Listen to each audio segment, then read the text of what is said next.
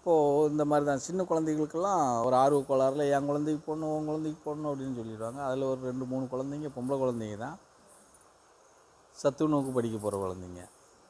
அப்போ எல்லோரும் மாலை போடணும்ல, மாலை போடணும். மாலை போட்டதுக்கப்புறம் நீங்கள் இப்படி இருக்கணும், இப்படி சாப்பிட்ணும், அப்படி இருக்கணும், இப்படி இருக்கணும்னு தான் சொல்லிக்கிட்டு இருக்கிறோம். அது நல்லா தூங்கிக்கிட்டு இருந்த புள்ள, அவங்க அம்மா மடியில் இப்படி படுத்து தூங்கிக்கிட்டு இருந்த புள்ள இதை பேசிக்கிட்டு இருக்கும்போது அதுக்கு என்ன கேட்டுச்சுன்னு திடீர்னு எந்திரிச்சு நின்றுட்டு, தாத்தா நாங்கள் ஸ்கூலுக்கு போகிறோம், முட்டை கொடுக்காங்களா, அப்போ நாங்கள் சாப்பிடவா வேண்டாமா? என்னப்பா இவ்வளோ நேரம் தூங்கிக்கிட்டு தான் இருந்தேன், நீங்கள் சாப்பிட்றத பற்றி சொன்னீங்களா, நான் ஏஞ்சிட்டேன் அப்படிங்க. ஆமாம், நீ குழந்தை தானப்பா, நீ சாப்பிட்லாம். அது எப்படி குழந்தைனா சாப்பிட்லாம்? இவங்கெல்லாம் சாப்பிடக்கூடாதுன்னு சொல்கிறீங்க, எங்களை மாத்திரம் சாப்பிடுன்னு சொல்கிறீங்க. நீ சாப்பிட்லாம்ப்பா. இல்லை இல்லை, நீங்கள் சொல்கிறது தப்பு அது சொல்லுது. அது சிரிச்சிட்டு இருந்தவங்க எல்லோரும்.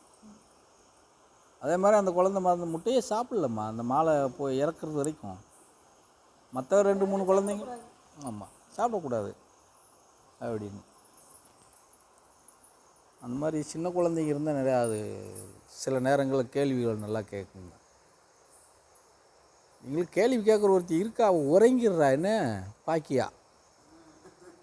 நெசமாக அவன் முழிச்சிக்கிட்டு இருந்தா அப்பப்போ ஏதாவது ஒரு கேள்வியை கேட்பான்.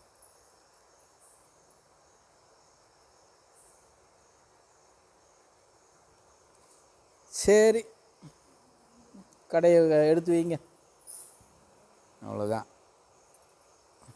போய் தூங்குங்க, போங்க.